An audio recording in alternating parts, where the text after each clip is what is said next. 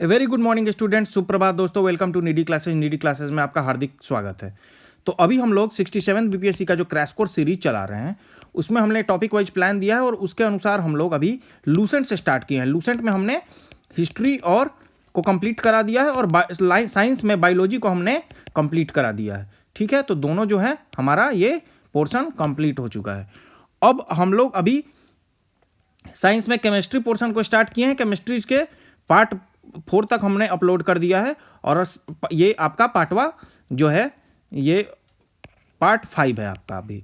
ठीक है, तो ये इसमें हम लोग गैसों का आचरण से स्टार्ट करेंगे। तो आइए शुरू करते हैं। अब गैसों का आचरण में, जिसको हम लोग अंग्रेजी में बिहेवियर ऑफ गैसेस कहते हैं, तो इसमें सबसे पहला जो है बॉयल्स का नियम है, जिसको बॉयल्स लॉ भी कहते हैं।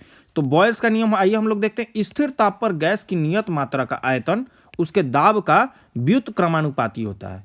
मतलब क्या है, स्थिर ताप पर माने कांस्टेंट टेम्परेचर पे, ठीक है, नियत मात्रा मतलब कांस्टेंट मास के अगर हम लोग गैस लें तो किसी कांस्टेंट टेम्परेचर और कांस्टेंट मास पे किसी भी गैस को अगर हम लोग लेते हैं तो उसका वॉल्यूम जो है उसके प्रेशर का व्युत्क्रमानुपाती, यही आपके बॉयल साहब ने कहा।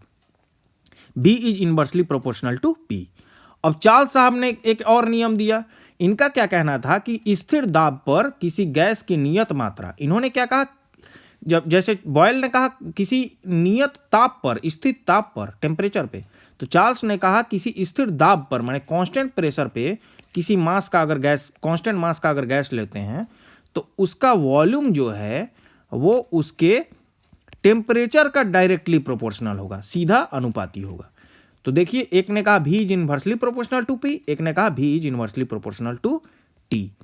ठीक है, अब इसके लिए एक रिलेशन भी आ गया, T equal to 273 plus T degree Celsius. ठीक है, अब T जो है आपका टेम्परेचर जो है वो केल्विन स्केल में केल्विन कहलाया और T है ये सेल्सियस स्केल में। तो सेल्सियस स्केल में जितना टेम्परेचर आता है उसमें अगर आप 273 जोड़ेंगे तब आपका केल्विन स्केल में टेम्परेचर आया, जिसको परम शून्य ताप कहा गया। अब परम ताप कहा गया। अब परम शून्य ताप एक कॉन्सेप्ट आता है, एब्सोल्यूट जीरो टेम्परेचर। अब वो क्या है आइए हम देखते हैं। तो उस जब चार्ल्स साहब ने क्या किया कि एक गैस लिया और उस गैस का जब टेम्परेचर और वॉल्यूम में रिलेशन चेक किया और उसको ग्राफ पे प्लॉट किया तो कुछ इस प्रकार का ग्राफ आया उनका। ये वाई एक्सिस पे वॉल्यूम को डाला और एक्स एक्सिस पे टेम्परेचर को डाला तो कुछ इस प्रकार का आया ग्राफ उनका। ठीक है, तो उसके बाद उन्होंने क्या किया कि उस ग्राफ को, वो जो लाइन था इसको जब वो पीछे लेके गए तो एक टेम्परेचर मिला। उस टेम्परेचर पे अगर आप देखेंगे तो ये वॉल्यूम क्या है गैस का, जीरो है। ये जो टेम्परेचर मिला पीछे जाने के बाद, अब यहाँ चूंकि ये 0 डिग्री सेल्सियस से शुरू होता है तो अगर आप पीछे जाएंगे तो यहाँ -273 डिग्री सेल्सियस आने पर यह वॉल्यूम 0 मिला। ठीक है, तो ये जो टेम्परेचर कहलाया -273 डिग्री सेल्सियस, यह एब्सोल्यूट जीरो टेम्परेचर कहलाया, जिसको 0 केल्विन कहा गया।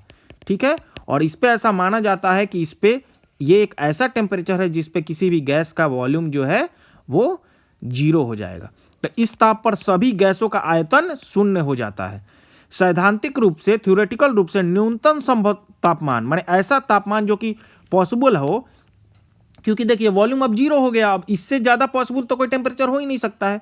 तो थ्योरेटिकली ये कहा गया कि सबसे जो न्यूनतम टेम्परेचर पॉसिबल है वो है -273 डिग्री सेल्सियस और उसको 0 केल्विन भी, जिसको परम शून्य ताप भी कहा गया। तो इस ताप पर सभी गैसों का आयतन शून्य हो जाता है। ठीक है, तो अब हम लोग देखेंगे अवोगाड्रो का नियम। अवोगाड्रो का नियम क्या है?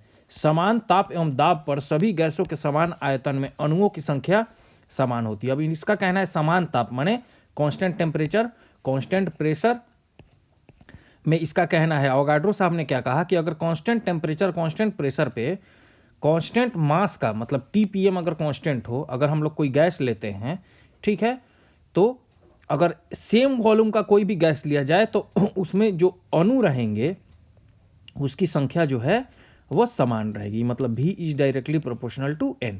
मतलब अगर अलग अलग गैस लिया जाए, एक सेम टेम्परेचर, सेम प्रेशर और सेम मास का गैस अगर लिया जाए तो अलग अलग जो भी अगर गैस भी ले रहे हैं हम, अगर अगर उसको एक टेम्परेचर, एक प्रेशर और एक मास पे ले रहे हैं तो उसमें जो अलग अलग गैस में जो मॉलिक्यूल्स की संख्या होगी, जैसे मान लीजिए ऑक्सीजन, हाइड्रोजन, 2 गैस हम लोग लिए, same temperature, same pressure, same mass पे लिए, तो मान लीजिए अगर 2 लीटर ऑक्सीजन आप ले रहे हैं, 2 लीटर अगर हाइड्रोजन ले रहे हैं, तो दोनों में जो अणु की संख्या होगी वो क्या होगी, वो समान होगी। तो यही आपका कह रहा है कि समान ताप एवं दाब पर सभी गैसों के समान आयतन में अणुओं की संख्या क्या होगी, समान होगी। तो V is directly proportional to N।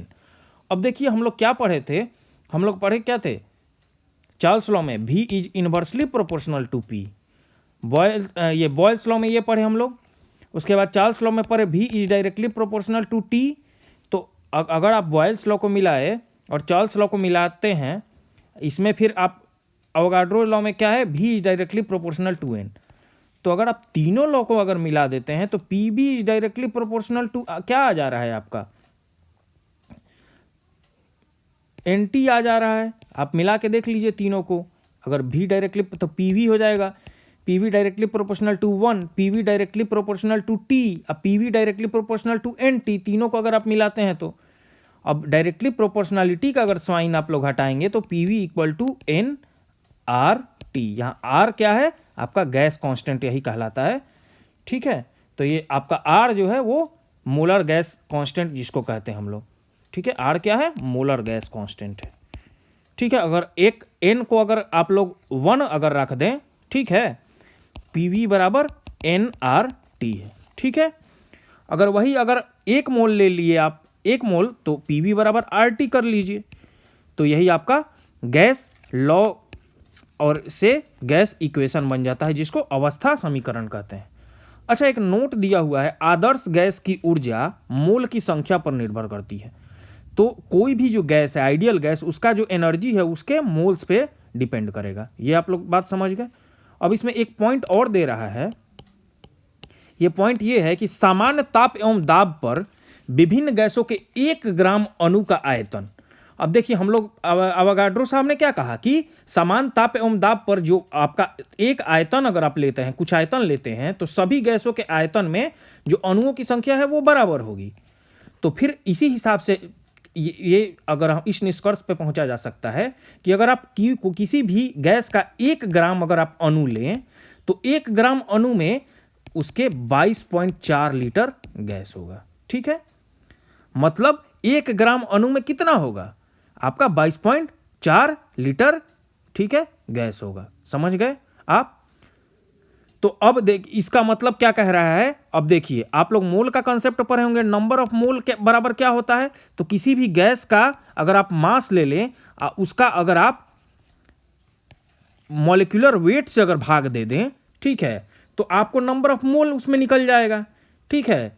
या जैसे कि देखिए अगर मान लीजिए आप ऑक्सीजन का क्या होता है O2, तो ऑक्सीजन का होता है 32 ग्राम। तो अगर आप 32 ग्राम, मान लीजिए 64 ग्राम कोई गैस लेकर आता है, तो 64 ग्राम गैस का मतलब क्या है, ऑक्सीजन लेके आता है कोई 64 ग्राम O2 लेके आता है, तो उसका मतलब क्या है, 64 भागा उसका मॉलिक्यूलर वेट कितना होता है 32, तो भाग दे दिए तो आप 2 मोल गैस इसका मतलब लेके आया, 64 ग्राम गैस बराबर 2 मोल।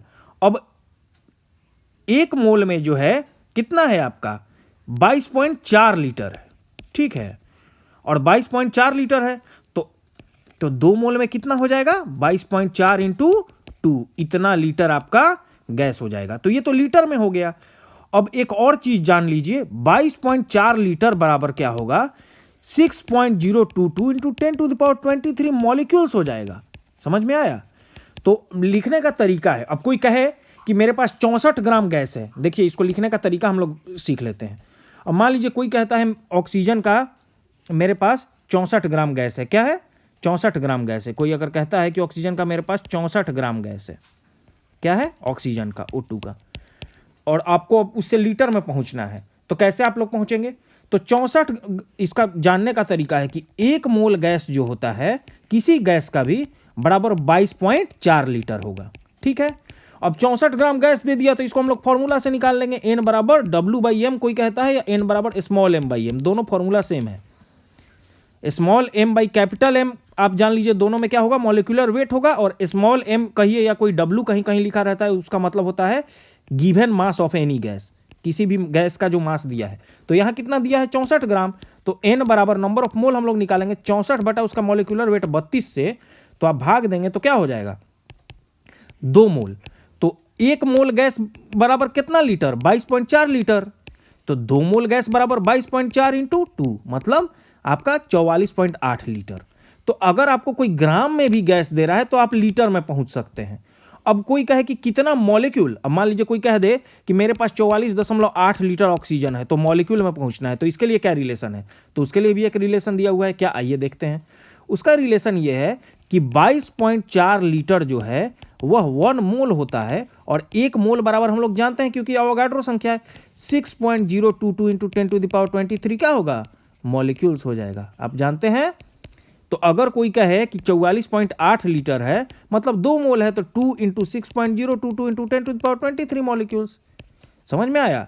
तो अगर कोई 44.8 लीटर ना कह के कह दे कि 64 ग्राम में कितना मॉलिक्यूल है, तो आप लोग उससे भी निकाल लेंगे। पहले देखिए, हर जगह से पहले आप मोल पे पहुंचिए, मोल निकालिए, पहले वेट भी दिया हो मोल निकालिए, वॉल्यूम दिया हो मोल निकालिए, और उस मोल से फिर अब मोल निकालेंगे तो आप अवोगाड्रो नंबर में पहुंच जाएंगे।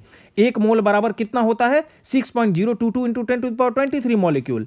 अब उससे आप जितना मोल निकाले हैं उतना से गुना कर देंगे तो आपको ये निकल जाएगा। तो यही बात यहां समझाने की यहां कोशिश की गई है, ठीक है, कि समान ताप और दाब पर विभिन्न गैसों के 1 ग्राम अणु का आयतन 22.4 लीटर होता है, और 22.4 लीटर में 6.022 इंटू 10⁻23 अणु होते हैं। यही यहाँ बताने की कोशिश की गई है, ठीक है। आप लोग समझ गए होंगे अच्छे से, मेरे को जहाँ तक लग रहा है। अब हम लोग वही ये भी चीज़ समझ गए थे, PV = nRT, PV = RT एक गैस के लिए, 1 मोल के लिए। अब हम लोग गैसों का विसरण पढ़ेंगे, मतलब डिफ्यूजन ऑफ गैसेज। तो घनत्व में अंतर रहते हुए अगर डेंसिटी में अंतर है, तो अब क्या होगा, पृथ्वी के गुरुत्वाकर्षण के विरुद्ध गैसों के आपस में मिलने जुलने की स्वाभाविक प्रक्रिया विसरण कहलाती है। अब देखिए, गैस, अगर आप एक रूम है, रूम में अगर हाइड्रोजन को छोड़ दें, ऑक्सीजन को छोड़ दें, तो गैस क्या है, आपस में मिक्स हो जाएंगे।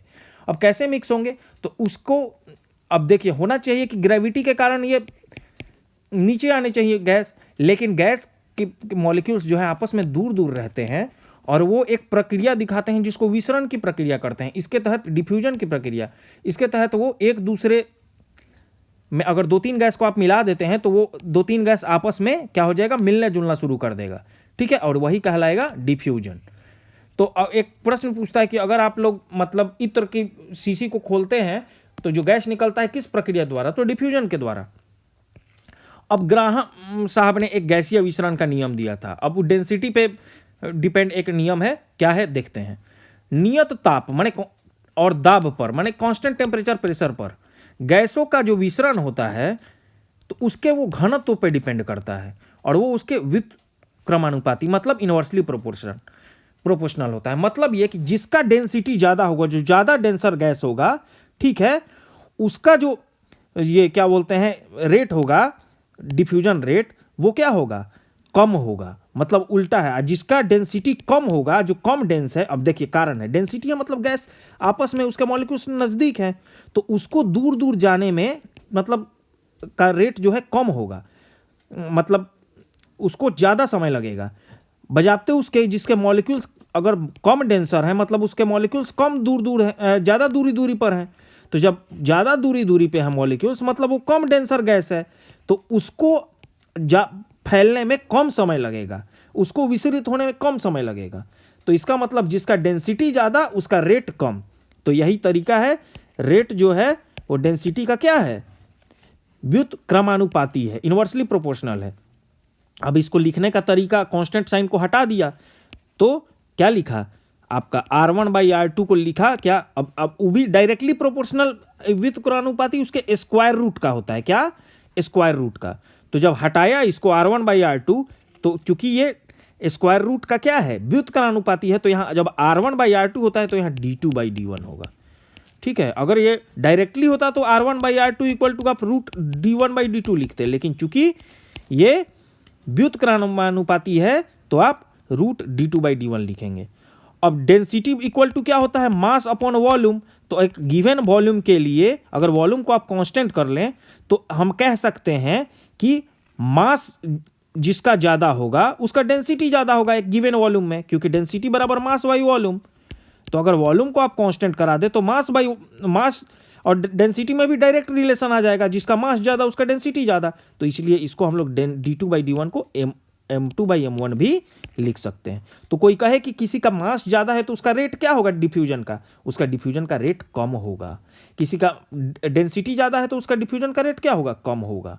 तो इससे आप लोग निकाल सकते हैं। जैसे हाइड्रोजन का डिफ्यूजन का रेट देखिए RH जो है वो ऑक्सीजन के डिफ्यूजन के रेट से 4 गुना ज़्यादा, क्योंकि हाइड्रोजन का मास आप लोग देख सकते हैं कम है ऑक्सीजन के रिस्पेक्ट में, वही कह रहा है। अतः हाइड्रोजन गैस की विसरण की गति ऑक्सीजन गैस के विसरण की गति से 4 गुना अधिक होती है। तो ये आपको